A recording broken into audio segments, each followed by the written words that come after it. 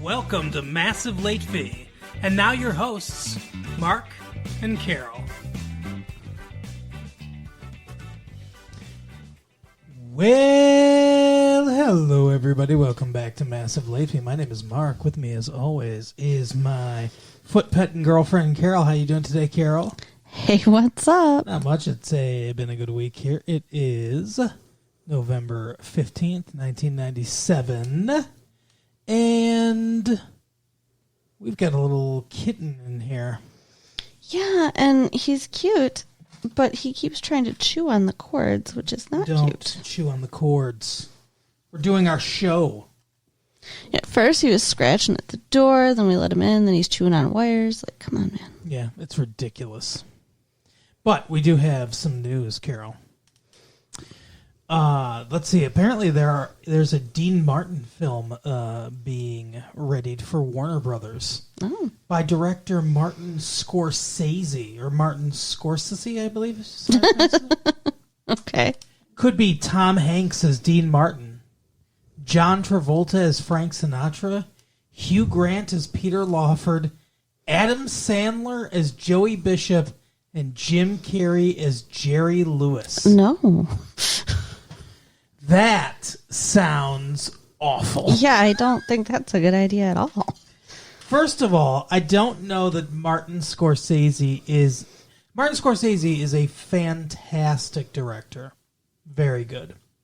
I don't know that he is the person to do a Dean Martin movie. Okay. And then Tom Hanks as Dean Martin.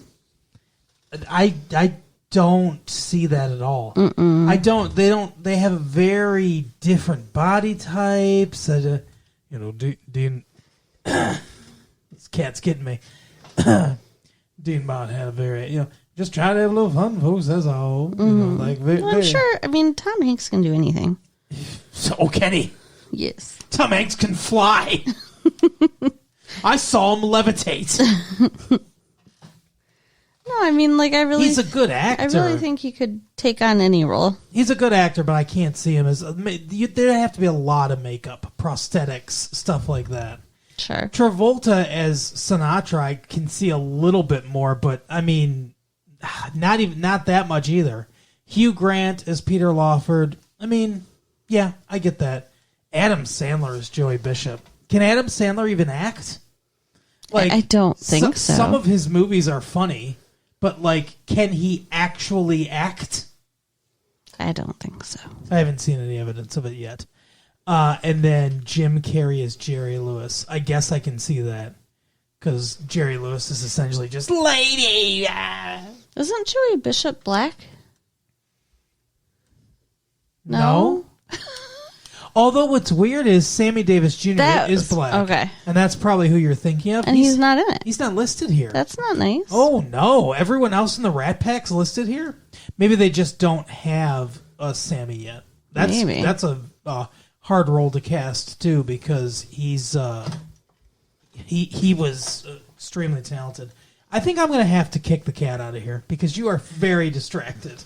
Let me kick this cat out. Well, I was only distracted when he was, again, trying to eat a wire. Yeah, but he's going to continue to do stuff like that, and I want to talk about the news. Okay, well, talk about the news. Tell me all about the news. Yeah, but you're distracted. I will do my best to not pay attention and let the cat electrocute itself on the wires. And okay. I won't even blink. Sounds good. That sounds good, like in Christmas Vacation. Right. How about PC at home? What See, now? PC at, that little A with the circle around it is at home. Like PC, like personal computer? Correct. Buy me, no buy me, says the signs held by the personal computers. Buy a PC for the holidays. Decide what you want a computer to do. Figure out the software you'll require for it. Now you're ready. What do you think? So, I mean, lots of people seem to be getting. I mean, I have a computer. Yeah, I have a computer. But a lot of people. I love my computer. A lot of people seem to be stocking up on those gateway computers. It's barely past Halloween, but the stores are packed with Christmas decorations. And It is that time. You're already thinking about a new PC under the tree. Good for you. While the best prices of the year are in the after-holiday sales, careful shopping now can turn up some good deals as stores and catalogs attempt to jumpstart the season. Shouldn't people be waiting till like after Thanksgiving? Like, isn't that when the good sales happen? I don't know. Yeah, I guess. I mean, they do that Black Friday stuff, right? Yeah, I don't know. Shopping for a computer can be confusing, and you'll be glad you have the extra time. Remember, many computer systems cost more than a reliable used car. What? Mine didn't, for sure. Oh, really? Yeah. How much did your computer cost? I don't know, but my friend built it with parts, and it was a lot cheaper than going to the store and buying a made computer. But yeah, so for those of you that don't have a friend that knows how to make a computer, they have a handy little guide in here, what to pay for what you want. Okay. Which is a weird sentence. It is. What to pay for what you want. Are they telling you what to pay for and what you want? Probably, yeah, what it should cost, I guess. The first item is the type of chip or the brains that run the PC. Then comes the hard drive, your permanent file storage space, and RAM, which I think stands for random access memory. It's speed, right? The computer's short-term thinking memory. Okay. Finally, no computer now should be without a CD-ROM drive, even if it's just to install software. Gotta be able to play those AOL discs. Right. And a modem to let it talk to other computers over the phone. Wow. We include the price of the monitor. Beware!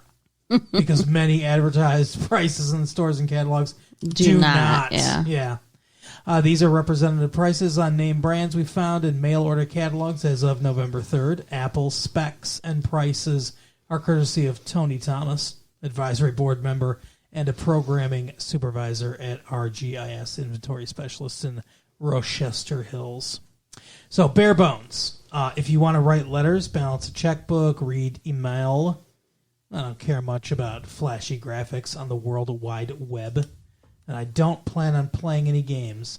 Then a Pentium 166 1 gigabyte hard drive, 32 megabyte RAM, what? I was just going to say, it sounds like a really boring way to use a computer. Yeah. 8-time CD-ROM and basic sound card system with speakers, whatever. It's $1,000. Wow. Or the Apple version, Power PC 603E 256K, level 2 cache, 32 what is it? Millibytes? Megabytes? Megabytes, there you go. RAM, 1 megabyte video RAM. Also about $1,000. Now, for those of you that are looking to mid-level it, if you want to do all the bare-bones stuff, plus surf the web, run multimedia CDs, compose newsletters for my volunteer group, and run multiple programs at once, so more than one at once. Wow. Please see next week's column for a discussion on why we do not recommend 56K modems yet. Okay. A Pentium MMX 233 4 gig hard drive, 64 megabytes of RAM, everybody. A 16X CD-ROM. That's going to run you $2,250. $2,250. That's an insane amount of money to spend on a computer. Well, that's what they cost. And then the Apple, that's what they cost, Carol. Okay. And then their computers are super expensive. Okay, but I'm just saying it's still a lot of fucking money. Yeah, it's a lot of money when you have somebody that can fucking pick up a bunch of spare parts and Apple cores and like string them together and like, oh, hey, look, you can write email. The Apple one is about $2,500. Now, high end, I want to do all that shit. Every single thing I just said, plus advanced 3D graphics, the latest games, photo manipulation software. Ooh. What is photo manipulation software? I don't know, but it sounds fun. I want to do it. Like, I just like to play with like the paint program on my computer. So you want to photo manipulate. And other power-hungry applications at light speed. Then you're going to want a Pentium 2 MMX 308 gig hard drive, Carol. Okay. 128 megabytes of RAM. Wow. All that storage. 24 times CD-ROM, 64-bit deluxe sound card. You know what I need the sound card for? $3,000 and up.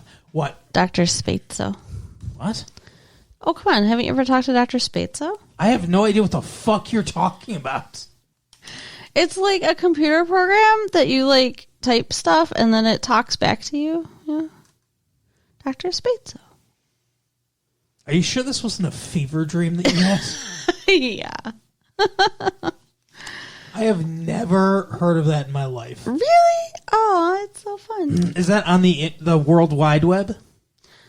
I'm really not sure where it comes from. It's just on my computer. Is it from another dimension?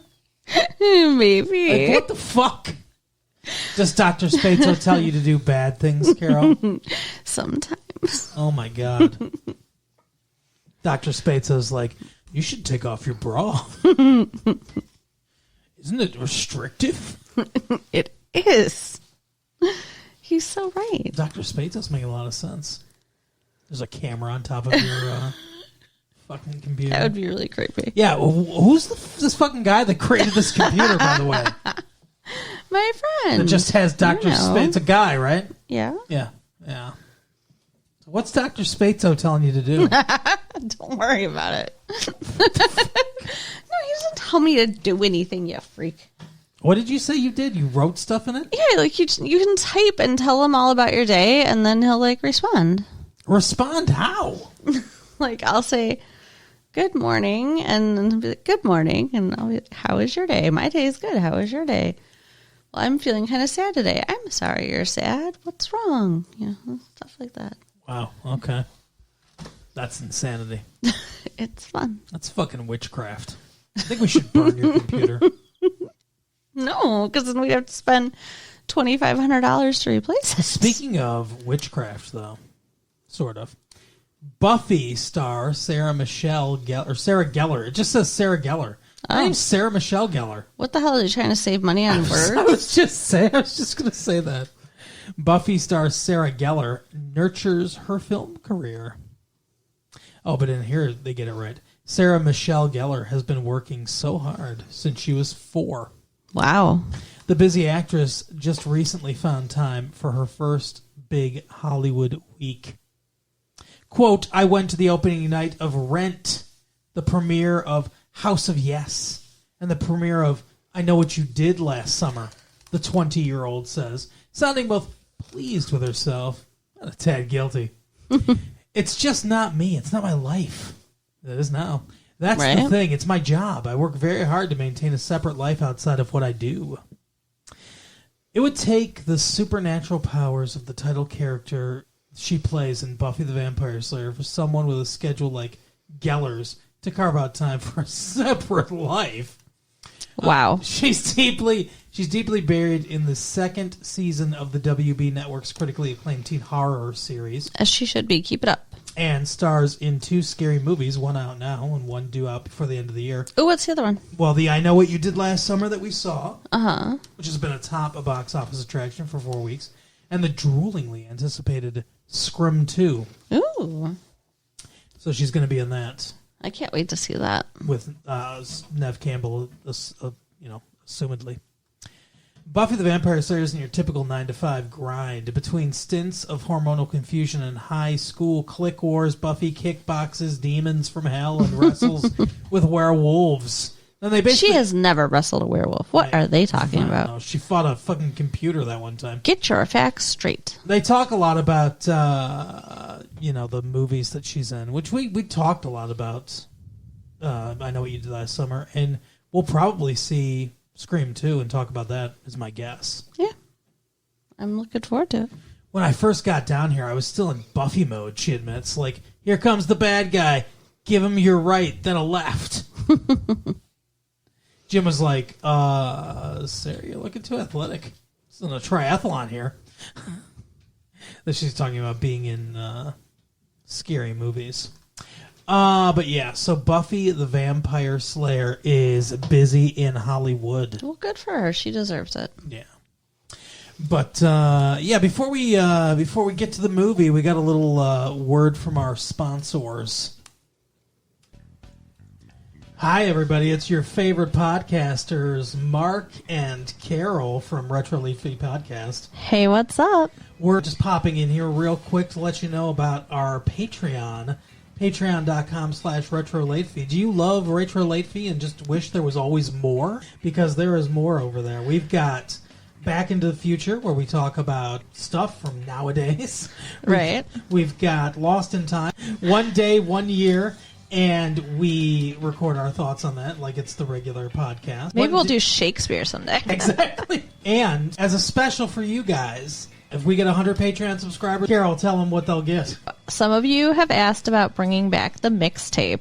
The mixtape is where we talk about music that's popular 25 years ago. And it was actually one of my favorite segments to make. So I would love it if you guys would subscribe so we can make it again. Yeah, if we get 100 Patreon subscribers, we will bring back the mixtape. So go to patreon.com/retrolatefee. Help support us and this beautiful creation that we put out for you every week. So we can keep making more and more episodes. Soon it'll be every day. All right, now back to your regularly scheduled program. Later. Carol, we watched a movie. Did we? Because it felt more like we shared a nightmare together. I mean, like, it really felt... At one point, I said this movie feels like a riddle. Yeah. It was does. very weird. Like... I wish I'd been high because maybe it would have made sense. Well, that's the thing. We saw A Life Less Ordinary. Right. Directed by Danny Boyle. Fresh off his, well, a couple of years ago, but fresh off his directorially... Well, I don't think it was technically his first movie, but Trainspotting. He did Trainspotting. He directed Trainspotting. And I think he took some heroin from that set. Right. Before he decided to make this movie. Oh my god! It was so much like Excess Baggage. If the two movies hadn't released so close together, I would say they ripped it off. But that doesn't seem possible because they had to be making them like at the same time. Yeah, it's one of those parallel thinking things. Parallel thinking like things in Hollywood. It happens sometimes. Where you get two movies very close, like similar together, like the Volcano and Dante's Peak. Like I don't think they ripped each other off, but they're both about big super volcanoes exploding, killing everyone. I mean, this movie had a blonde, pretty heiress, correct, who gets kidnapped with a father that has questionable like. Business dealings. And little to no actual feelings for their daughter. Mm-hmm. Yeah. And then they fall in love. This movie spent less time on the father-daughter dynamic, really. Yeah. Yeah, played by Ian Holm, which from the robot from Alien, Ash. But it's funny because... Towards the end of the movie, he's limping, he's on a cane and everything, he's wearing glasses, and I never realized how suited he is to play Harry Truman, former President Harry Truman. If they ever make a Harry Truman biopic, Ian Holm should play him. Okay. He looked exactly like him. First of all, will they? Because I don't think so. And I don't think it's exciting enough. Really? Harry Truman? Give him hell, Harry. He was president when we dropped the atomic bombs. Okay. Japan. I don't know. To me, that sounds like a boring movie, but sure. Anyway. This movie, huh? Let me know when you become president. I think his life's so fucking boring. Okay. I'm not saying my life's exciting. I'm just saying. Mm-hmm. I don't like politics. Okay. So I don't want to do I don't know that the movie would be about politics. Okay, whatever. Yeah. I was trying to say something, and now it's gone. You wanted to talk about A Life Less Ordinary, I believe. So, it also reminded me of the fucking, 90210 Angels. Yes! Because they have angels in this movie. I thought of that, too. that really don't fit in the movie. No. And then they kind of are more like monsters as the movie goes on. I don't understand. So weird. It's so fucking weird. So, the plot of this movie, like Carol said, it's a lot like another movie we covered, Excess Baggage. This stars Cameron Diaz from My Best Friend's Wedding and the woman that everyone wanted to leer at in The Mask. She sings karaoke in this movie, too. Yeah, she's not as bad as she is in My Best Friend's Wedding, but she's not good. No, not at all. And then the male lead is Ewan McGregor from the Trainspotting movie. The red-headed Irishman. Yeah. Who's using his own accent in here. We actually read a story about him a couple weeks ago where he said he fucking hated filming this movie in Utah because he hates Utah. But who likes Utah, really? I don't know. Mormons, that's it. Keith Van Horn. He's a basketball player. Anyway, so this movie fixed one of the problems I had with Trainspotting. How so? Because I think that Ewan McGregor is a more charismatic lead. And you know how, like, I don't know. Benicio del Toro, we talked about how he's an interesting actor that makes interesting choices but didn't really fit into the movie. Uh-huh. He does more. He fits, but to me, well, you can shake your head all you want, but this is my opinion time. You can give your opinion time in a minute. To me, he fits more as a mainstream love interest kind of, but he's down on his luck scruffy dude, right? But the movie still doesn't work. He is not attractive either. I'm not talking about attractiveness. You're so superficial, Carol. Oh, jeez. I don't think he's charming. His hair is awful. It's awful. His hair's awful. His face is not great. And he has very little going for him. At least Del Toro... It sounds like it's getting personal. Are you defending Utah? Were you offended by the things he said about Utah? But I mean, like... Just fucking come for Utah, McGregor. At least... how do you say it? Del Toro, whatever. Benicio del Toro. Yeah. Like, at least his character had, like, something going on in his life. Like, he had his own business. His own business of stealing cars. Self-employed, self-motivated. Yeah. I mean, this guy got fired from being a cleaner in a building. Because they fucking put some robots. Some brushes on a vacuum and, like, set it out. It was really weird. Yeah, it was really weird. And then he got broken up with by his girlfriend. It looked like R2-D2 as a vacuum cleaner. You're right. That's exactly what it looked like. Yeah, and then he got broken up with by Lily, his girlfriend. And she said that she understood how they felt when he said they replaced him with a robot. Well, that was a funny line. But I'm just saying that does not speak highly for him. Also, no, because she needs a vibrator, obviously. When him and Cameron Diaz had sex off screen, we did not get to see anything. Do you think they had sex? That's what I'm wondering. Like, she didn't seem happy. She didn't. She said you were great or whatever. But it didn't seem genuine. You think that the implication in this movie is that Ewan McGregor is bad at sex? Yes, I do. Or I guess the character anyway. Yeah. I do. I think he's bad at sex. Wow. No wonder he's having a hard time finding love. Essentially, so what happens is, like you said, he gets fired by this corporate dude because they replaced him. And he's pissed off about it. And he comes in there to the boardroom. He somehow gets to his fucking... I don't know how you just get to the CEO of a company's office. Right. But he busts in there all pissed off, yelling at him. Now, at the same time, Cameron Diaz, his daughter, is there. Because Stanley Tucci, who I like, was at her house, this big palatial estate, and she apparently loves shooting guns. She shot an apple off of her butler? Yeah. I guess butler's head.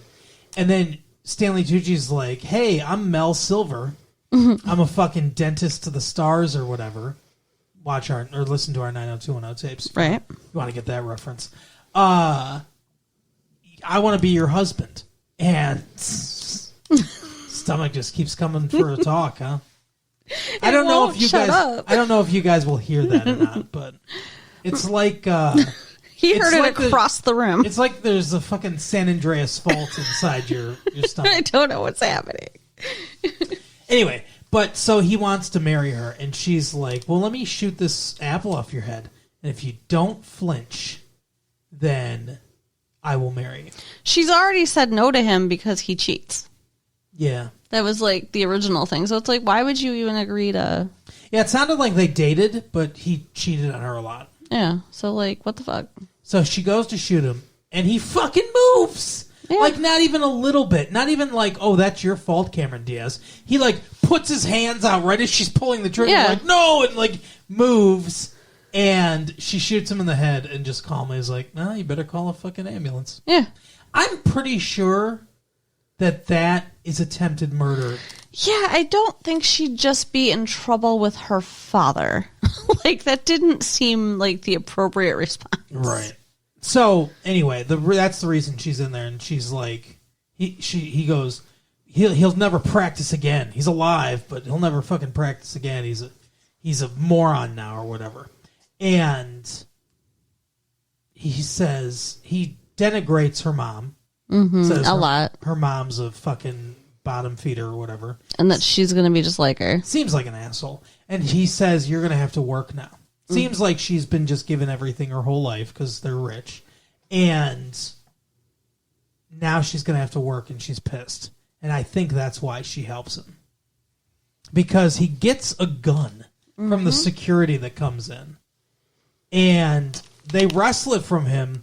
But instead of restraining him in any way, they just continue to do the stuff they were doing to him, which is like they have like a Three Stooges style pile up. Yeah, it's a dog pile. Hammering him with their fists. It's ridiculous. And then she kicks the gun to him, so he gets it and takes control of the situation and essentially kidnaps her. But he doesn't truly take control of the situation.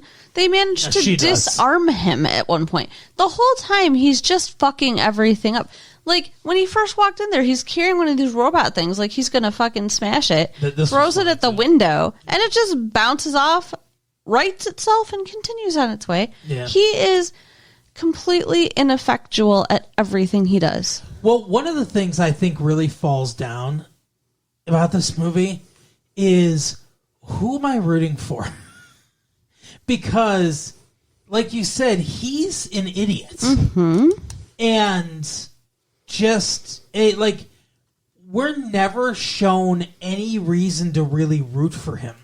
He's down on his luck and everything. He's like some poor fucking loser. I mean, you feel sorry for him. Yeah, and you might feel some sympathy for him, but we never see any big character traits where we're like, well, we're going to root for this guy. Yeah. At one point, he's honest with her. And it's like, is that supposed to be it? And then she... is sometimes nice. Most of the time not. Sometimes kind of unhinged. And then weirdly, she'll just lapse into fucking entitled rich asshole attitude. Well, I don't think that's weird. I think that's probably the most genuine thing that her character does. But what I'm saying is, it's weird that she sometimes does it and sometimes doesn't. Yeah. For most of the movie, she's acting like a regular person, and then sometimes she'll be like, "Oh, you don't understand. That's only rich people will understand those problems." Yeah. Oh, and like she doesn't know how to drive because she never had to learn how to drive. Like, right. Fuck you. But so her character is unlikable. Yeah. And then obviously not even the angels are likable. I hate the angels. The angels at least have a motivation that we might be able to root for. No. At the very beginning of the movie, Dan Hedaya, Clueless's dad, Alicia Silverstone's dad in Clueless, And Holly Hunter, who's in this movie, and Delroy Lindo, who has been in a ton of stuff. Yeah. He was in that Feeling Minnesota movie, also with Cameron Diaz, now that I think about it. But he's in this, too. He's been in a lot of movies we've seen this year, and maybe, or like last year, too. But they're angels. They're all angels. Everyone's dressed in white. It's supposed to be heaven, but it looks like a fucking corporate office. Yeah. And for some reason, Gabriel, the Archangel Gabriel, walks into his office, and his title is Chief of Police. It's ridiculous. What does that mean?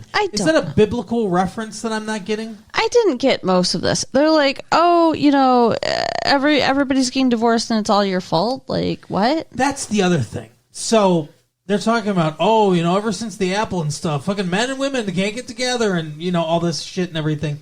And he's like, okay, I've got a case for you. Apparently every instance of love is angels fucking pushing people together, I guess. But he says, I've got a job for you, but it's a tough one because it's Cameron Diaz and Ewan McGregor. And if you don't do it, you can never come back. You're stuck on Earth for the rest of eternity. Or whatever. That's the motivation we've decided on. Okay. My question is, why does God give a fuck? Like, why is it so important for these two to get together? Who gives a shit? I mean, like, I guess they're supposed to be like the relationship that works in the whole world. I don't know. The whole thing's stupid and doesn't make sense. Because at one point at the end of the movie, God intervenes to help them. Why? What? They're not exceptional people in any way. They're not exceptional people. There's no reason for it. It makes no sense. Yeah, it's ridiculous. But, like, I don't understand how the angels were supposed to be helping them this whole time. I don't either. Because basically the whole time they're attacking them. Yeah. They take everything. So I think what they're trying to do is set up a situation where I think they took everything from him and everything so that he would barge into the office, I guess. And did they send the aerobics instructor that his girlfriend left him for, too? Maybe. Who knows? And then they take a job to hunt them down for the dad. And they're supposed to kill him. Yeah. The Ewan McGregor. Yeah. And the thing is like, they don't do it to be like, oh, you know, we're gonna just do this and like pretend and everything, but we're really gonna be helping him the whole time. They are actively antagonists to them. They're shooting at them, hitting them with things, trying to... I mean, at one point, Holly Hunter is like the fucking T-1000 from Terminator 2. Fucked up. She's clinging to the roof of a 60-mile-an-hour truck, trying to get at them. And they're supposed to be in human bodies? Yeah, and like, she gets run over by this truck, like pinned to a tree, and she still lives. Yeah, she's fine. It's ridiculous. I don't know if it's because she's an angel or what. But, I mean, I guess. But then they suffer long-term injuries. Mm-hmm. Like they're like she injures her arm, which is a permanent thing until they end up, you know, spoilers, heaven, but they end up being able to go back in heaven. But so are they human? Are they not human? There are so many things not explained in this. At one point, like you said, they're doing karaoke in a bar, a Western bar, where they're singing Ruby, Take Your Love to Town, the Dolly Parton song or whatever. And it becomes a sequence where they're in these, like, it's not lavish enough of a dress that she's wearing and not lavish enough of a suit that he's wearing to be like, this is a dream sequence or this is all fantasy or whatever. They're in slightly nicer clothes than they were wearing. And they're dancing on the bar and stuff like that. And it's like, what is real? What is going on? Well, and then, you know, he just wakes up and then we're supposed to believe they had sex because she's like, oh, you were great. Yeah. At one point they rob a bank. Right. They go into a bank and rob a bank, and this guy comes out, and Ewan McGregor sees her in the back with a gunshot wound in her stomach. and he's like, this is it, or whatever, and then he gets in the way of the bullet and takes a bullet in his leg, and that never comes back, and it's like, was he glimpsing the future? Was he hallucinating? Oh, I wasn't sure what the fuck he was saying. Did the editor accidentally put in a separate alternate cut of that scene? What the fuck was that? I don't know. And then, I mean, I guess basically this is just a rant of things, fucked up things that happened in this movie for a second. But, well, for much longer in a second. Towards the end of the movie, like the very end of the movie, the two main characters, Ewan McGregor, Cameron Diaz, are seated, like in front of a screen almost, it looks like, staring directly at the audience. Ridiculous, yeah. Talking about love, while highlights of the movie you've just watched are playing behind them. And this isn't after the credits. This is before the credits. This is still a part of the movie. It was kind of like the end of When Harry Met Sally, but bad. But terrible. Yeah. And it's like, and we're seeing, it's like, here's fucking highlights of what you just saw. Yeah, it was I don't need a bizarre. previously on A Life Less Ordinary. And then it turns out that they're like getting married or just got married or whatever. Like, but what were they doing? Why were they sitting there talking like that? I don't know. It was all weird because they came out of a bar. Yeah, like as though they were walking out of worked in. As though they were walking out of like a wedding chapel, because then people are throwing stuff at them. It's like, what? See, I get magic realism and shit like that, but this, it's not farcical enough. It's not weird enough to really be magic realism, but it's definitely not ordinary enough or, plain enough to be a real movie. I think it was supposed to be like his dreams, because it started, they're talking about how he's a dreamer in the beginning and everything. Do you think the whole movie was his dream? No, I mean, I don't think he was literally like asleep. I just think that like we're seeing lapses of his like fantasy life in his head or whatever while the movie's going on. I guess.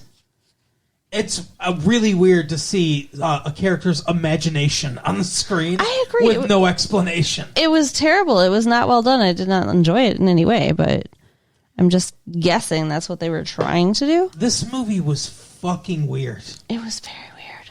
Every choice. I mean, I guess I give Danny Boyle credit for trying some bold things. Like, he's trying to take the genre of romantic comedy, right? Mm-hmm. And do something different with it. But every choice was wrong. Like, any fork in the road that he came to, you picked the wrong one, man. You were trying to go to Nirvana, and you steered us to hell. Right.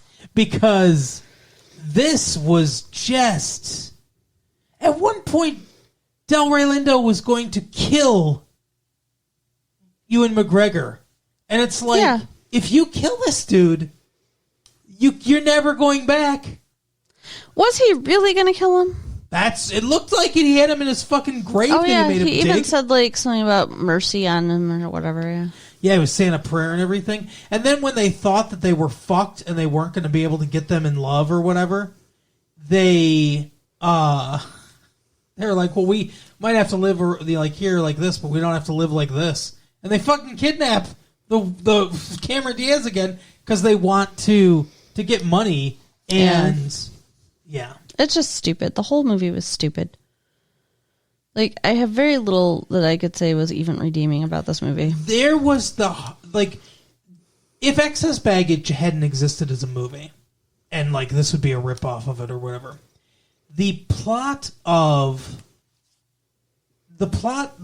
plot would be interesting.